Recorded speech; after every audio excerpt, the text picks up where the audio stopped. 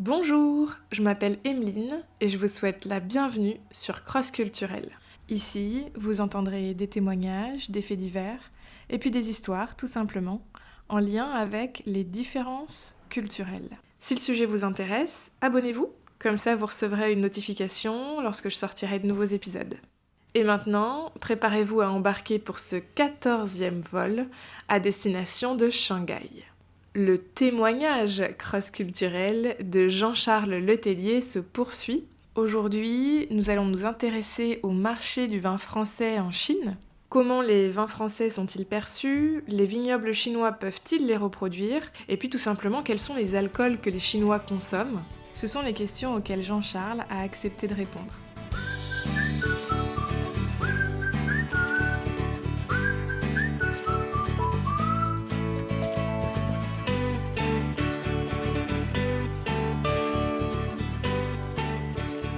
Alors on a un peu effleuré le sujet. Aujourd'hui tu travailles donc avec la Chine principalement, mais aussi avec d'autres pays d'Asie. Est-ce que tu peux nous expliquer un peu quel est ton métier, l'entreprise aussi que tu as créée?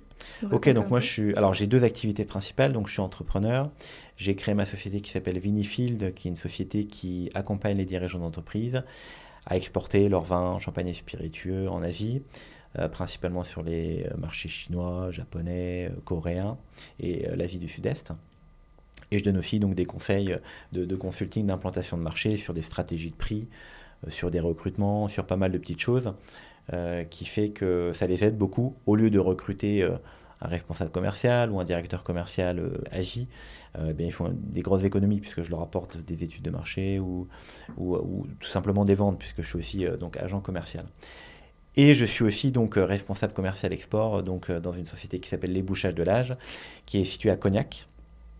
Donc forcément pas très loin de Bordeaux, hein. Tout est lié forcément entre Bordeaux et Cognac, dans le domaine des alcools, puisqu'on produit des bouchons premium pour les spiritueux.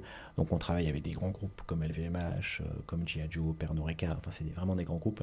Et donc mon rôle dans cette société-là, c'est de développer le marché asiatique, donc d'aller trouver des distilleries qui fabriquent par exemple du whisky japonais, du soju coréen ou même du baijiu chinois, et donc de leur fournir nos solutions de bouchage pour tout simplement pour augmenter la valeur perçue de leur spiritueux, parce que dans le spiritueux, la question du visuel et de la marque, du marketing est prédominante par rapport au vin, par exemple.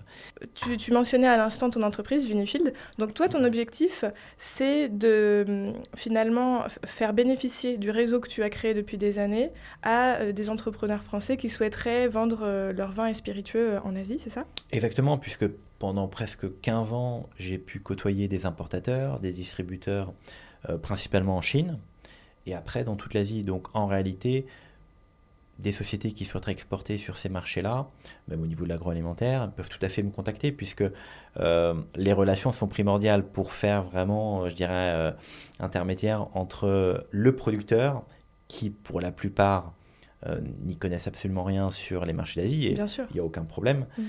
Et ça leur fait énormément d'économies, puisqu'ils n'ont pas besoin d'investir dans un certain nombre de salariés pour aller développer ces marchés. Donc je suis vraiment l'intermédiaire D'accord. entre les producteurs français, principalement oui, vin, champagne et spiritueux. On verra l'avenir, ce que l'avenir nous réserve, mais globalement je me suis vraiment spécialisé dans le domaine des alcools, parce que c'est un milieu qui me plaît. On partage vraiment des sensations fortes quand on est autour d'une table, pour faire une dégustation de vin par exemple, ou de spiritueux. On ne vend pas simplement un produit, on vend une histoire. Et le fait de partager un verre de vin rouge ensemble, issu du château Angélus ou Pétrus par exemple, eh bien ça parle aux Chinois, parce que les Chinois effectivement aiment bien boire des bonnes, enfin, des belles marques. Ils veulent avoir cette possibilité d'acheter des grandes marques, des grands crus classés ou des belles marques de champagne. Et pour eux c'est important parce que c'est un statut. Et on veut montrer son show-off finalement au monde entier. Regardez, j'ai l'occasion de déguster tel millésime de tel château, et en plus il y a le producteur qui est là en photo. Regardez, puisqu'ils aiment bien aussi montrer le producteur en photo. Généralement dans leur bureau vous avez toujours des photographies, donc c'est assez drôle quand même. C'est pour ça qu'ils aiment bien faire des photos, parce que on en revient à cette histoire de face finalement, hein. On montre la face, c'est une preuve sociale, certes, pour vendre plus, mais c'est aussi l'histoire de la face qui est encore prédominante. Donc finalement, l'étiquette, en France on parle beaucoup des buveurs d'étiquette, c'est-à-dire ce sont les personnes qui vont prétendre bien connaître les vins et puis finalement pas tant que ça mais se fient à l'étiquette de la bouteille. Est-ce que tu dirais qu'en Chine, du coup l'importance va plutôt être mise sur l'étiquette de la bouteille, c'est-à-dire montrer qu'on a telle bouteille en notre possession et donc on peut la faire goûter à ses invités, ou est-ce qu'il y a quand même, bon j'imagine que comme en France il y a les deux, mais est-ce que quand même les personnes qui vont, avec qui tu vas être amené à discuter ont une vraie connaissance et apprécient vraiment les goûts et donc vont parfois peut-être s'intéresser à des plus petits producteurs? Effectivement, alors on va dire que les consommateurs chinois recherchent des grandes étiquettes, recherchent des grandes marques. Pourquoi? Parce que pour la plupart d'entre eux, ils n'y connaissent pas grand-chose et ils veulent se rassurer en achetant une belle étiquette de vin. Effectivement, moi je suis en contact avec des professionnels qui connaissent très bien le secteur et les produits, ce qui fait que eux ne peuvent pas se passer des marques parce que c'est entre guillemets leur vache à lait en termes de distribution, mais vont aller rechercher des produits qui sortent un peu du lot. Une appellation qui ne serait pas forcément très connue, mais qui sort des vins de qualité, un terroir exceptionnel, voilà le côté bio qui peut éventuellement, ou bio ou sans alcool, qui est en train de se développer en Asie. Les professionnels sont forcément au courant et suivent les tendances des consommateurs. Mais le consommateur, je dirais lambda, qui achète sa bouteille, aujourd'hui, je pense principalement sur les sites de e-commerce. Alors, il y a aussi, premier réseau, je pense, les sites de e-commerce, mais il y a aussi les grandes distributions, GMS. Ça se fait de plus en plus. Aujourd'hui, ils l'achètent avec leur portable, leur smartphone. Et c'est difficile d'acheter un produit dont on ne connaît pas forcément le goût, l'origine, sur un portable, sans l'avoir dégusté. C'est quand même un produit où il faut tester. Donc, faut savoir que la Chine, c'est quand même une culture très ciblée sur l'alcool depuis très longtemps. Oui. Alors, c'est pas forcément sur le vin, hein. Bien sûr, il y a plusieurs alcools qui sont mêlés, mais il y a le baijiu que vous connaissez, que tu connais, c'est l'alcool de riz, enfin à base de sorgho pour certains, qui est très fort et qui réchauffe les cœurs. Pas que les cœurs. Pas que les cœurs. Et puis après, il y a la bière. Globalement, si on pouvait résumer, c'est voilà, le baijiu et la bière qui sont les alcools les plus vendus en termes de valeur et de volume. Et après, le vin, ça vient après, parce que les vignobles chinois ont bien investi quand même ces dernières années. Dans les provinces du Shandong, dans les provinces du Ningxia, il y a des super vins chinois qui arrivent avec des très bonnes qualités. J'étais vraiment surpris de déguster un Cabernet Sauvignon, par exemple, chinois. À l'aveugle, j'aurais dit que ça venait vraiment de Bordeaux. D'accord. Vraiment, j'étais très étonné. Il y a 15 ans, non. Il y a 15 ans, c'était vraiment pas de bonne qualité. Mais aujourd'hui, à l'aveugle, j'étais vraiment bluffé. Donc, ils arrivent à reproduire quasi à l'identique certains vins français? Effectivement, je pense qu'il y a beaucoup d'œnologues français qui sont partis là-bas, ou étrangers, qui les ont aidés à développer bien toute cette partie vinification qui est importante. Le terroir, ils l'ont, puisque la Chine est extrêmement grande et variée, donc en termes de climat, ils ont quasiment tous les climats. Et aujourd'hui, oui, ils produisent leur vin, et c'est le vin chinois qui est forcément vendu le plus en termes de volume aujourd'hui par rapport au vin étranger. Mais ça reste le vin français qui reste très prédominant en bouteille. Donc le vin chinois est plus vendu que le vin français en Chine, pour des raisons de prix? Parce qu'en réalité, les producteurs chinois arrivent à avoir des coûts de production qui sont bien moindres que ce qu'on peut avoir en Europe ou ailleurs, par exemple. Et donc les consommateurs chinois consomment beaucoup plus de vin chinois aujourd'hui que de vin étranger.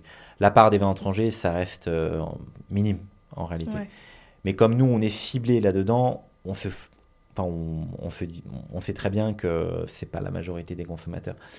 Malheureusement, c'est qu'une partie de la population qui peut se permettre d'acheter ces vins-là, parce que c'est pas donné non plus, vu les taxes à l'importation qui sont très élevées. Ouais. Ça coûte relativement cher d'acheter une bouteille même une bouteille simple de vin de Bordeaux, c'est pas si donné que ça. Maintenant, ça va.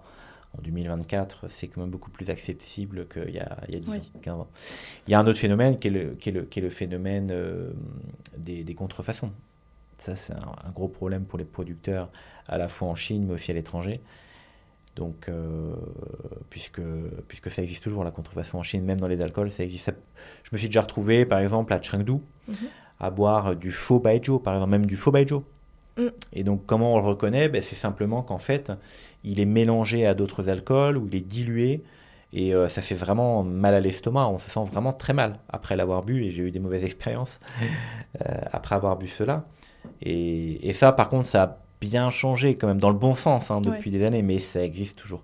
Donc les Chinois, quand ils achètent un vin, par exemple, étranger, ils veulent vraiment s'assurer que c'était, par exemple, je dis une bêtise, hein, mis en bouteille au château, et s'ils ont la possibilité de venir voir, déguster et raconter une histoire à leurs clients pour sécuriser le business, parce qu'il y a toujours cette appréhension de dire est-ce que c'est vraiment...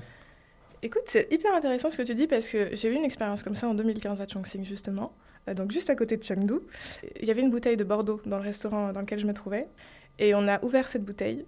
J'aurais mis ma main à couper que c'était du jus de raisin à l'intérieur et il y avait bien l'étiquette du vin de Bordeaux dessus. Vraiment, ça ressemblait vraiment trait pour trait à une bouteille de Bordeaux, mais c'était du jus de raisin à l'intérieur. Ça ne me choque pas du tout. Et même à Shanghai, hein, je me rappelle une fois avoir pris un verre de vin et c'était pas du vin. Et je me suis dit, bon, vous vendez le vin, enfin, le verre, je crois que c'était une fortune, hein, ça coûte peut-être 15 euros le verre ou quelque chose comme ça. Et c'était du faux. Donc ouais, j'étais un peu en colère, mais bon, bah, c'est surtout pour le consommateur final, à la limite, moi, c'est Oui, pas très grave. On lui fait croire que c'est du vrai vin, et ben non. Vraiment, c'est grosse dommage. surprise. Un peu dommage, ouais. Un peu dommage. Même si le vin chinois est plus vendu que le vin français, dans l'imaginaire collectif chinois, est-ce qu'on va préférer un vin français, un vin australien, un vin chilien, un vin chinois? Quelle est l'origine qui va être préférée par les Chinois? Mais je dirais que la France a vraiment un avantage par rapport aux autres pays, c'est que dès qu'on parle de la France, les Chinois tout de suite, ils nous mettent une étiquette. Oui, les Français sont romantiques, ils sont Oui. élégants, toute une histoire, un storytelling qui est assez impressionnant.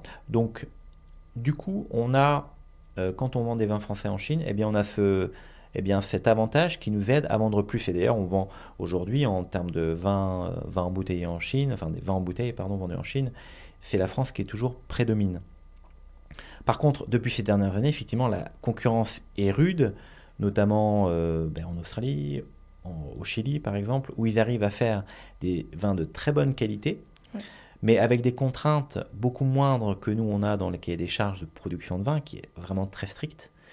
Je prends un exemple simple, par exemple, en France, le terme donc chaptalisation, le fait de rajouter du sucre dans le vin pour augmenter justement le degré alcoolique, c'est quelque chose qui n'est pas autorisé en France, sauf dans certains cas ou dans certaines appellations. Au Chili, en Australie, c'est tout à fait possible. Donc, effectivement, on ne joue pas sur les mêmes règles. Ouais. Et en plus, ils ont des coûts, pour la plupart, des coûts de production qui sont beaucoup plus faibles. Donc, ils ont réussi à conquérir le marché chinois par le fait que, à la différence des vins français, c'est que le producteur français, si je le généralise un peu, je caricature un peu, mais il fait un vin pour lui-même en premier. Et si vous aimez bien, eh bien, c'est super, vous pouvez en consommer. Euh, les marques chiliennes, les marques australiennes ne se basent pas sur ce constat-là. Elles se disent, si nous voulons vendre, il faut s'adapter au palais chinois, qui est un palais, pardon, un peu plus fruité, un peu plus aromatique, un peu plus sucré pour les vins rouges, et même les vins blancs secs, ça se vend aussi très bien. Mais ils s'adaptent vraiment au marché. Alors forcément, il y a toujours des producteurs français qui ont développé des packaging vraiment adaptés à la Chine, mais globalement, le ressenti que j'ai, c'est en France, on fait un vin que l'on aime, et les Chinois achèteront notre vin. C'est le vin Hmm. qu'on aime. Et donc les concurrents, eux, arrivent finalement à s'adapter au marché. Et donc ils ont effectivement ont des parts de marché très significatives sur la partie vin. Donc on est en concurrence sévère avec beaucoup de producteurs du monde entier. Mais bon, c'est ce qui fait la richesse Bien sûr. aussi de tous les pays. Ce qui est intéressant, c'est que c'est vrai que dans la plupart des domaines, j'ai tendance à dire que les entreprises qui fonctionnent très bien en Chine, c'est celles qui s'adaptent au marché chinois. C'est vrai que je n'avais pas pensé que ça pouvait s'appliquer au vin. Et ça rejoint l'une de mes questions que je souhaitais te poser, c'était en ce qui concerne le vin, quelles sont les préférences des Chinois? Est-ce qu'ils vont plutôt aimer le rouge, le blanc? Est-ce qu'ils vont plutôt avoir un palais, ils vont aimer le tanin? Est-ce qu'ils vont plutôt aimer les vins fruités? Alors, avant de répondre à ta question, je vais déjà parler d'une citation chinoise qui est assez connue, que tu connais probablement, qui est Zhou xiang sui fu, hein, qui est Oui, donc, quand on est à Rome, faites comme les Romains, hein, c'est oui. la première citation qu'on apprend quand on apprend le chinois, enfin en tout cas pendant les premiers cours. Et donc en réalité, quand vous allez en Chine et que vous souhaitez développer votre activité en Chine, il faut bien sûr s'adapter au marché des consommateurs chinois. Et qu'aiment les Chinois, effectivement, il faut le savoir, et il faut aller leur faire déguster les produits. Donc globalement, je dirais que sur la couleur des vins, la majorité du vin vendu en Chine, c'est du vin rouge. Je dirais à 80%, c'est le rouge parce que c'est synonyme de prospérité, c'est synonyme de richesse, c'est aussi la couleur du drapeau chinois. Donc le rouge, c'est vraiment une couleur vraiment préférée de la Chine. Et le reste, forcément, c'est des vins blancs, des vins moelleux, liquoreux ou parfois des vins effervescents. Donc les Chinois, effectivement, préfèrent les vins rouges. Une fois qu'on a parlé de ça, au niveau des goûts, ils ont un palais beaucoup plus... Ils attendent en tout cas des produits beaucoup plus fruités, aromatisés, je dirais faciles à boire et avec des tanins modérés. Donc on ne va pas chercher forcément à avoir des tanins extrêmement complexes ou très durs. Je parle bien sûr pour la majorité des consommateurs finaux qui vont boire leur bouteille en Chine, hein, qui ne sont pas forcément des grands professionnels, vont rechercher ce type de vin. Ensuite, les professionnels, eux, ont d'autres goûts, mais globalement, c'est un peu ça. Et il y a aussi les vins blancs, je dirais moelleux, liquoreux, qui se vendent aussi pas trop mal en Chine, parce que ça s'adapte bien à la gastronomie chinoise. Et notamment, moi, ce que je recommande, c'est que si vous allez dans un restaurant pour manger la fondue chinoise, hein, le huoguo en chinois, eh bien, vous pouvez très bien ouvrir une bouteille de liquoreux, par exemple, ou de Montbazillac, parce que finalement, le côté sucré et très pimenté, eh bien, ça va très bien se marier, entre autres. Ou alors les vins de la vallée du Rhône, parce que le cépage qui est utilisé là-bas majoritairement, c'est le Syrah, qui a un côté vraiment très épicé, très relevé. Et en Chine, dans beaucoup de régions, on mange extrêmement, extrêmement pimenté. Donc vraiment, le problème, c'est que la Chine, c'est tellement grand. Du nord au sud, de l'est à l'ouest, les goûts sont complètement différents. On va manger un petit peu plus, effectivement, de produits à base de farine, par exemple, dans le nord de la Chine. Mais dans le sud, c'est plutôt globalement du riz, voilà, des choses tout à fait communes. Oui. Je sais qu'à Shanghai, on mange pas trop pimenté. Généralement, on aime bien les fruits de mer, on aime bien le côté un petit peu sucré, légèrement sucré, bien sûr.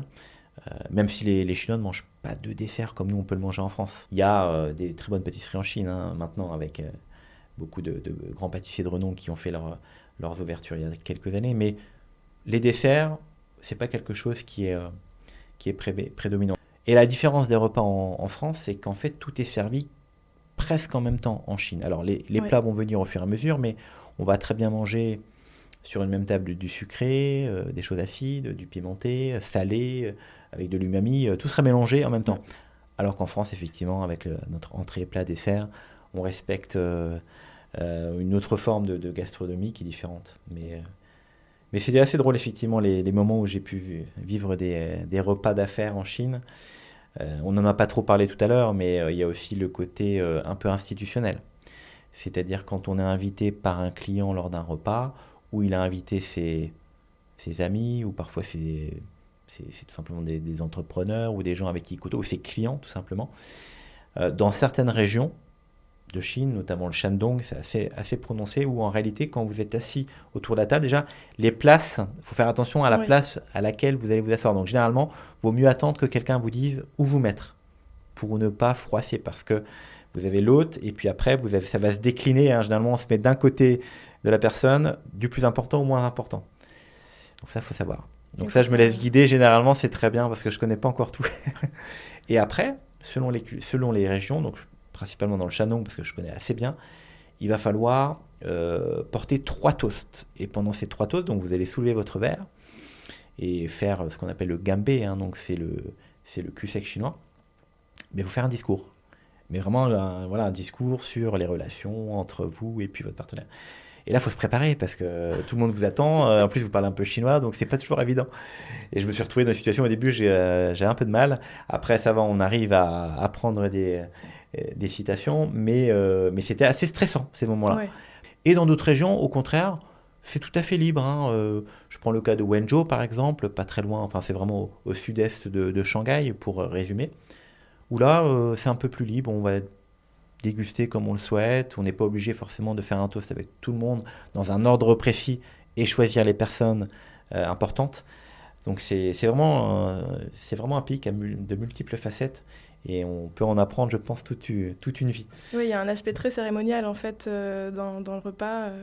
Alors c'est vrai qu'on a parlé du vin, mais en fait il y a d'autres alcools en Chine qui sont beaucoup appréciés. On a parlé du baijiu.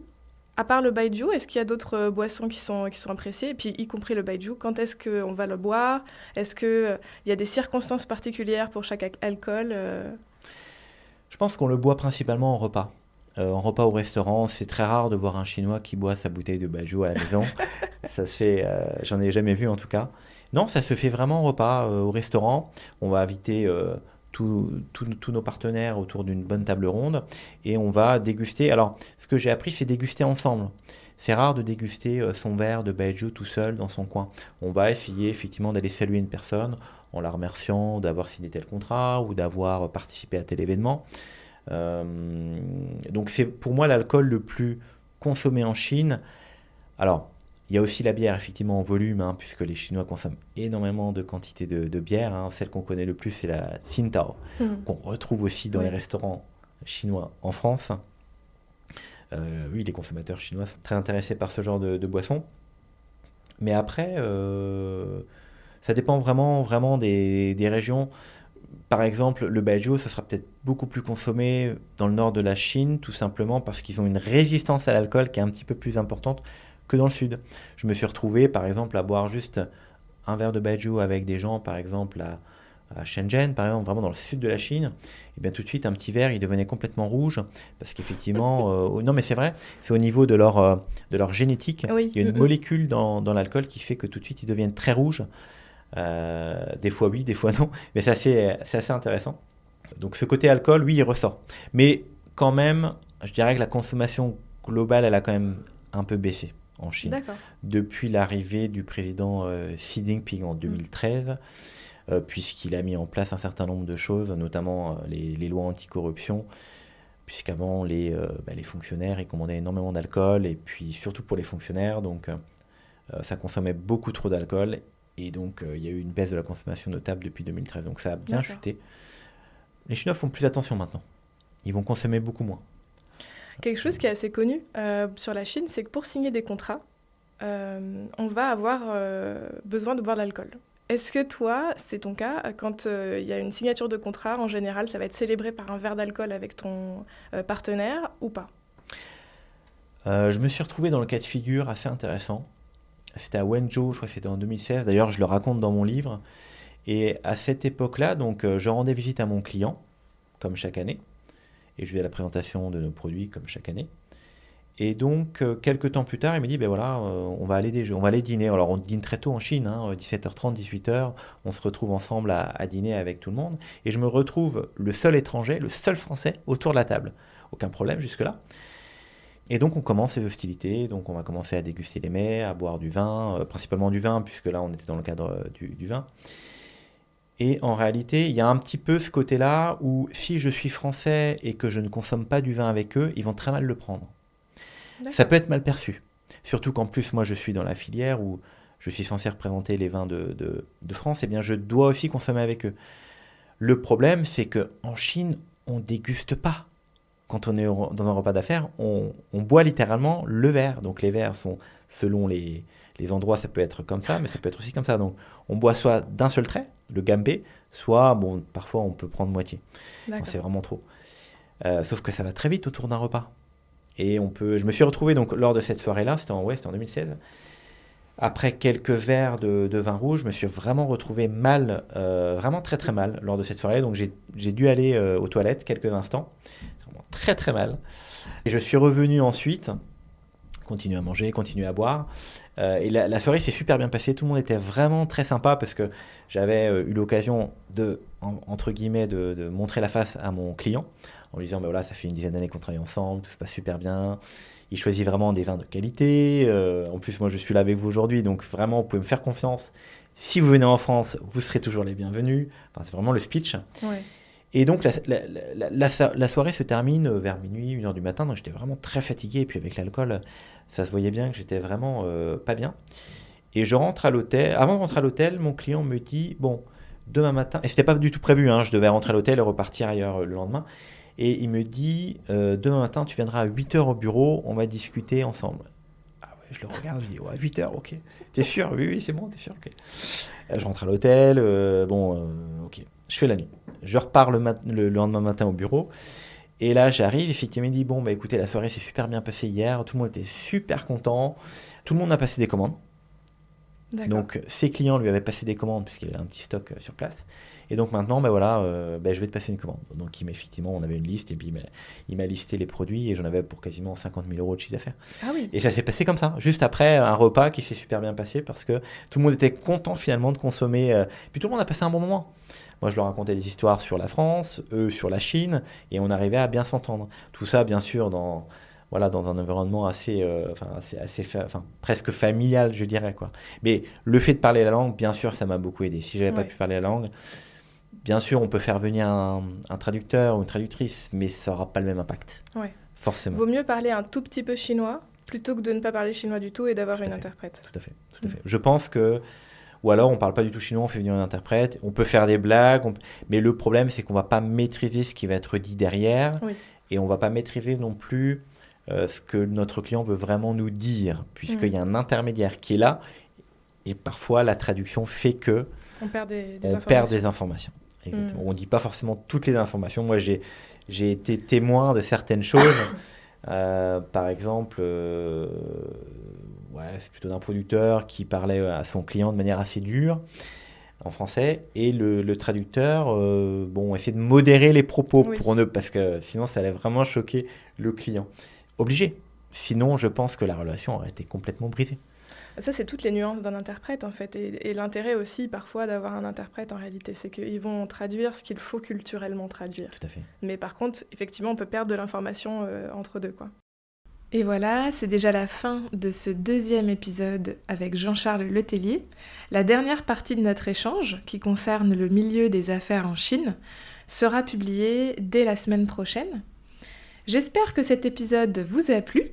On a commencé à évoquer la thématique des repas. Dans les prochaines semaines, j'aimerais vous proposer des épisodes dédiés à la gastronomie chinoise, comprendre l'origine de certains plats, et puis aussi comprendre tout ce cérémonial autour des repas. Donc n'hésitez pas à me dire en commentaire si c'est une thématique qui vous intéresse, ou bien si vous pensez à d'autres thématiques que vous aimeriez entendre à ce micro. Si vous souhaitez me soutenir, la meilleure chose à faire, c'est de me mettre 5 étoiles sur Spotify ou bien sur votre plateforme de podcast préférée. Ça m'aidera vraiment à gagner en visibilité. Je vous remercie par avance et je vous dis à très vite sur Cross Culturel.